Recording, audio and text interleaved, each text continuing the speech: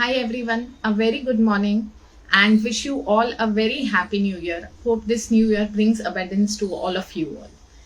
Today, my topic for today is lifestyle that can impact PCOD. So before that, let me give you my introduction. My name is Himali Malavia and I work as head nutritionist and head of hormone and thyroid vertical with Team Luke.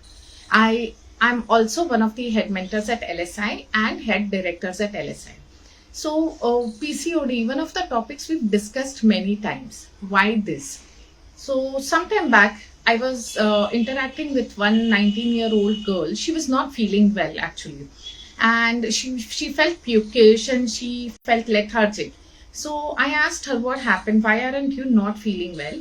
And she said that, Mom, I have PCOS now, so this happens.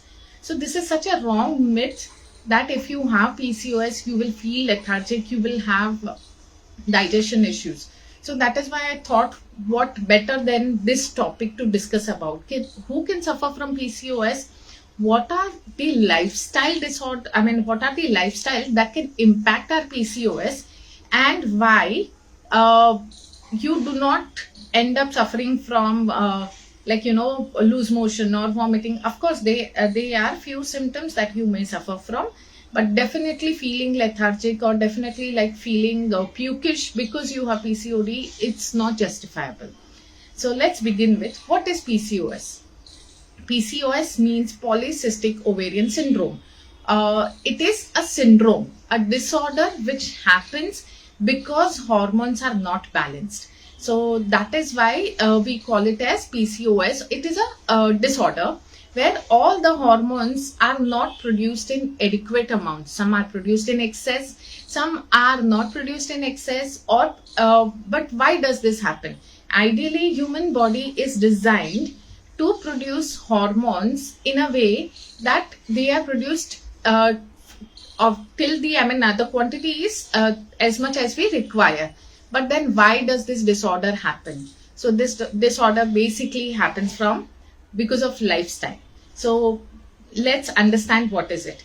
But before that, before I go ahead and begin with, one question that I have always been asked is, who can suffer from PCOS? So let me tell you, any woman from menarche till childbearing age can end up suffering from PCOS. So anywhere between 15 years to 45 years, there are fair chances that you may end up suffering from PCOS. Okay, now next question is, what are the foods that can trigger PCOS? So one question that I always get is, why can food trigger PCOS? The answer is definitely yes. And how? Let's see. So previously, like 30 years, 40 years back, when there was not too much of awareness, or when the ready to eat foods and Swiggy, Zomato, or the delivery partners or cloud kitchen were not into picture, at that point we preferred home cooked food. Eating out was just once in a while, right? It was like during occasions. But now when we counsel clients, we get to know that they eat out frequently. So when I say frequently, it starts from daily to 2 to 3 times a week to once a month. But this eating out is one of the biggest reason why one may end up suffering from PCOS. Surprise, right? The reason being, when we eat out, the food is processed.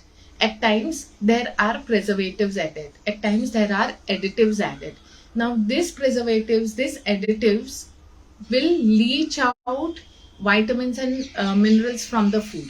So what we are eating is nothing but empty calories. That is one thing. Second thing, the intake of sugar-led food is more. So when I say sugar-led food, all that I'm trying to say is candies, or the drinks that we get in market, or various beverages that we get. The amount of sugar present in them is more, because there is more sugar intake, more carbs intake, simple sugar intake. What happens is, it leads to, like, if your intake of sugar is more, but at the same time you are not exercising, okay, that is, you are going to gym for an hour and rest of the day you are sedentary, there is stress, your gut health is compromised, you're not sleeping on time, and you are not consuming balanced meals, then what will happen is it causes imbalance in the hormone. More sugar intake on a daily basis with deranged lifestyle can lead to insulin resistance. Insulin resistance is one of the symptoms of PCOS. While not everyone can end up suffering from insulin resistance, there are many who end up suffering from insulin resistance. So, excess sugar intake, excess carb intake will lead to insulin resistance. More insulin resistance is directly correlated with more testosterone levels in our body.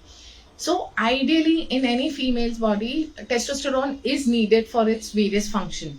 But after a point, small amount of testosterone gets converted into estrogen, which is what we need in more amount. But because of insulin resistance, this conversion doesn't take place.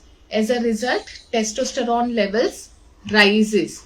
More testosterone levels, more are the chances of you suffering from PCOS. So that is why food plays a very important role when you talk about PCOS. Then next question that I always get is, can stress trigger PCOS? Definitely yes. Because when you are stressed, what happens is your body produces cortisol to calm you down. Okay, it's a stress hormone, which is normal functioning. But if you are overtly stressed, or if you are stressed on a daily basis, or like chronic stress, what happens is after a point, your body cannot produce enough cortisol to cope up with the kind of stress that you are dealing with. So what it does is it starts utilizing progesterone. Okay, as a result, progesterone, which was ideally used to balance hormones and normal menstrual cycle, etc., is now utilized for producing cortisol. As a result, there is hormonal imbalance, estrogen dominance, leading to PCOS. So yes, sleep, stress, hormonal imbalance, intake of excess of junk, processed food, intake of sugar, simple sugars can lead to PCOS. So, but do you know, I would want to share few interesting facts as well when I talk about PCOS, which are actually startling. One is that there are we get plastic containers, right? So those plastic containers have something called as BPA, right? Biphenol, bisphenol, and then there are other plastic containers which have plasticizers. So these plastic containers mimics our hormones, leading to hormonal imbalance. So if you are using plastic, please stop using it, or avoid using it as much as possible.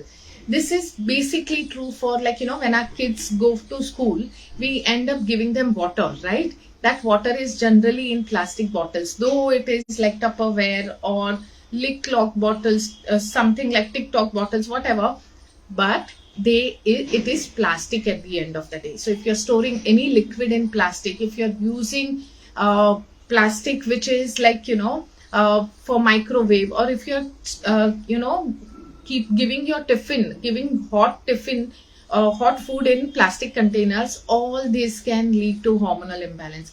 Recently, I had another consultation wherein a 6-year-old girl was suffering from hormonal imbalance, and the reason was usage of plastic. Her mom used to give her home cooked food, which was all healthy, but it was that hot food was served in plastic container, in plastic tiffin box.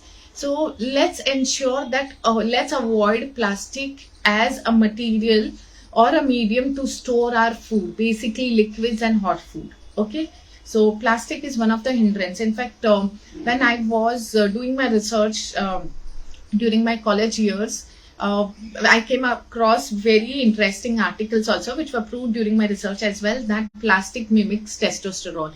It can lead to prostate cancer in males, and it can lead to hormonal imbalance in females. So let's avoid plastic because of the content it has. Then I would also want to speak about fragrances, the perfumes, the cosmetics that we use. All of us use cosmetics, right? But there are some ingredients in cosmetics which can actually lead to hormonal imbalance. So let's avoid using cosmetics which have components like SLS, phthalate, triclosan, etc., because all of this act as endocrine disruptors and can lead to hormonal imbalance. So let's avoid using them. Then, since I spoke about cosmetics, it's not only about perfumes, but it's the makeup also that we use. So prefer going for SLS, phthalate, triclosan free makeups. Prefer going for natural organic perfumes over the artificial ones, because they are endocrine disruptors. They are definitely going to lead to hormonal imbalance. Then talking about there are many like me who end up using sanitizers frequently, and then there are people who use body washes. So many a times antimicrobial substances and such body washes have triclosan, which acts as an endocrine disruptor. So let's avoid using such products, because nowadays prevalence of PCOS has been more. In fact, 2 months back, we had got back-to-back cases of 35 to 40-year-old females end up suffering from PCOD. They did not have PCOD earlier, but now they did. Why? It is because of the stress, their lifestyle, hormonal imbalance, etc., etc. Then, so that was about the food or the substances that we use that can have endocrine disruptors. Then there is one more substance called as polychlorinated phenol. So I would want all of you all to jot down these few substances and check for when you are checking or buying these products, so that if it has plasticizer, biphenol, polychlorinated phenol, triclosan, SLS, phthalate, let's avoid buying them from market. Okay. Then I would also want to mention over here few food that can actually lead to endocrine disruptor, can cause hormonal imbalance. Sugar we already spoke about, but beyond sugar there are few other foods as well. Something like phytoestrogen, which has something called as phytoestrogens. Now, phytoestrogen is present in many foods that we consume on a daily basis, but the quantity is very minimal. So what kind of food that you should avoid? So if you are using non-GMO soya, or if you are using tofu, then let's ensure that you cut down their intake. Do not consume it in larger proportions. Limit, moderation is the key. So avoid foods that are high in phytoestrogen if you have PCOS. Avoid meat which is curated outside. Avoid fish which is cultivated in a non-hygienic condition, because what happens is such meats, curated meats and such fishes are loaded with antibiotics and hormones, which can further end up or lead to hormonal imbalance. So let's avoid such food products as well. And also let's avoid alcohol. So anyone who is a chronic alcoholic consumption, whose consumption of alcohol is way too high, plus lifestyle is deranged, it's definitely going to impact your gut, resulting into hormonal imbalance. So let's avoid alcohol or restrict alcohol to limited quantity. But beyond that, I also want to speak about gut health. Gut, or our gut bacteria, they are our best friends actually. So if you treat them well, the proportion of good bacteria will be more. And this good bacteria actually help us in maintaining hormonal balance. So if your lifestyle is erratic, if your intake of junk is more, if you were on antibiotics, your load of good bacteria, there are fair chances that the load of good bacteria may decrease. If the load of good bacteria decreases, it will not do its function of balancing the hormones, resulting into hormonal imbalance and resulting into PCOS at times. So let's ensure that good probiotic is also something that we definitely have. These are the few lifestyle disorders, deranged lifestyle factors which can lead to PCOS. So then what should you do? Let's quickly jump to it. Let's ensure that you are active. Most of the time, when you end up suffering from PCOS, doctors end up saying that, you lose weight and I will stop your medicines and it will help you. So let's ensure that you are active.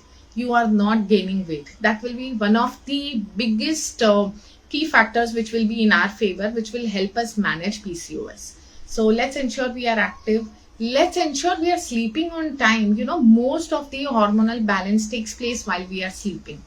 So all the correction of hormones, etc., takes place while you are sleeping. So let's ensure that we are sleeping on time.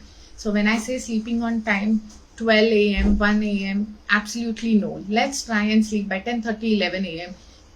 I know it's difficult, but we can definitely. Most of the females, most of the hormone imbalance cases that we have consulted, may it be males, may it be females, we have seen that sleep is another biggest culprit for hormonal imbalance.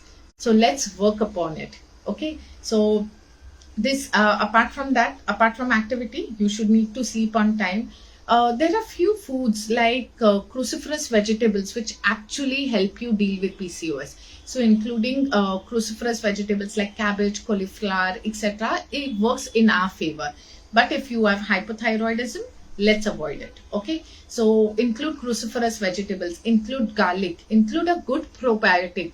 It can be a natural probiotic like kefir, kombucha, rice kanji, beet kanji, fermented salsa, or you can reach out to an healthcare professional who can guide you with a good probiotic which will suit you and which will help you heal. So a good probiotic is definitely a must. You cannot miss out on. Cut down on sugar, simple sugars, simple carbohydrates completely. Ensure that your intake of good protein is more.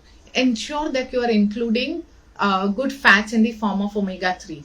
If possible, do seed cycling as well. So all of this are definitely going to help you manage your PCOS. And still, in case you have any questions or any doubts, you can post it in the comment section over here and I will definitely answer those questions. And beyond this, if you have doubts, you can reach out on my Instagram handle, Himali Malavya, and I'll be happy to help you. So to begin with, I do have few questions already over here. Let's quickly address them. First question that I have is, just one sec. Oh, can you repost your questions somewhere? I have missed them. Okay. So one question that I get is, I do not have PCOS, but what are the foods that will help me avoid PCOS? So if you do not have PCOS, let's not worry off. Let's not focus on functional food. Instead, let's focus on maintaining our lifestyle. So sleep on time, eat on time, includes balanced meal, be active throughout the day, and also ensure that it will also ensure that you are doing some meditation and you are not stressed on a daily basis. It will definitely help you. My girlfriend has irregular periods. Is she suffering from PCOD? Excellent question. So when your girlfriend has PCOS, when your girlfriend has PCOS, when your girlfriend has irregular periods, it clearly means that there is hormonal imbalance. But does irregular period always means PCOS? So I would want to tell you that when we talk about PCOS, let's ensure on any of these criterias, let's ensure that 2 or 3 of these criterias are there so that we can label them as PCOD. So first is, if you get the blood test done and if serum testosterone levels are way too high, they are deranged, then that is one of the cause. Second is when you do a sonography, okay, ultrasound of your pelvic area, and if there are cysts in that if the cysts are detected, then that is the second sign. And third is irregular periods. So when I talk about irregular periods, less than 8 periods in a year, or if the gap between 2 menses cycle is more than 35 days, then, so if these 3 criterias are there, then you may want to understand that probably your girlfriend is suffering from PCOD or not. So that is something that you can look at. So please get the blood ultrasound done, and also get sonography, blood test done, serum testosterone levels, and also keep a check on irregular menses. That will definitely help you manage PCOS. So another question that I got is, can you let us know about good probiotics? So probiotics like rice kanji, one of the potent, very good probiotic.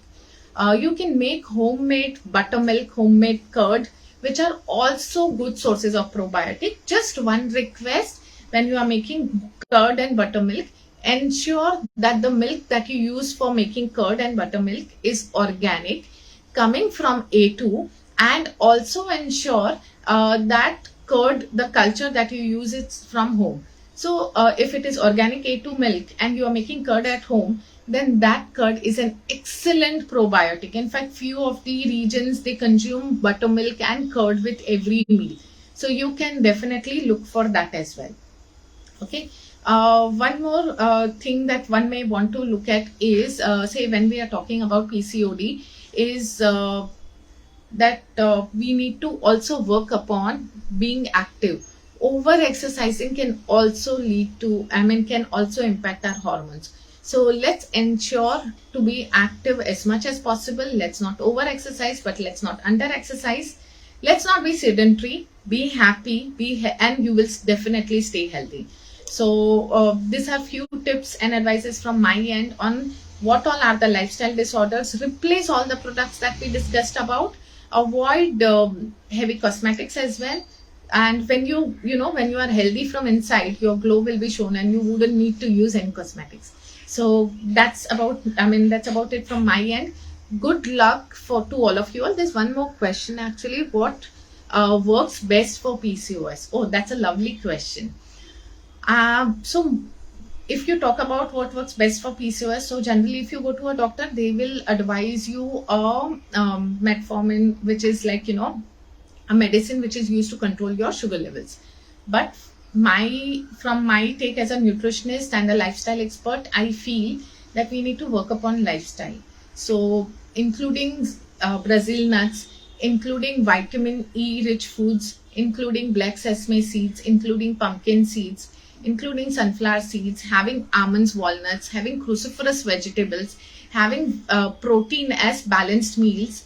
All of this can work for our PCOS. Can work for PCOS, and you can, like, we have so many cases where, they did not get periods for months together, and after making lifestyle changes, now they have regular periods. We have girls of 18 years to 14 years to 18 years to 12 years to 40 years who had this irregular menses, and they were suffering from PCOS, but now they are able to manage it. Okay, so I would say work on your lifestyle, be active, and it will definitely help you manage PCOS. So yeah, that's about it from my end.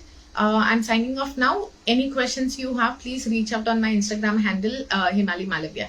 Take care, everyone. Bye.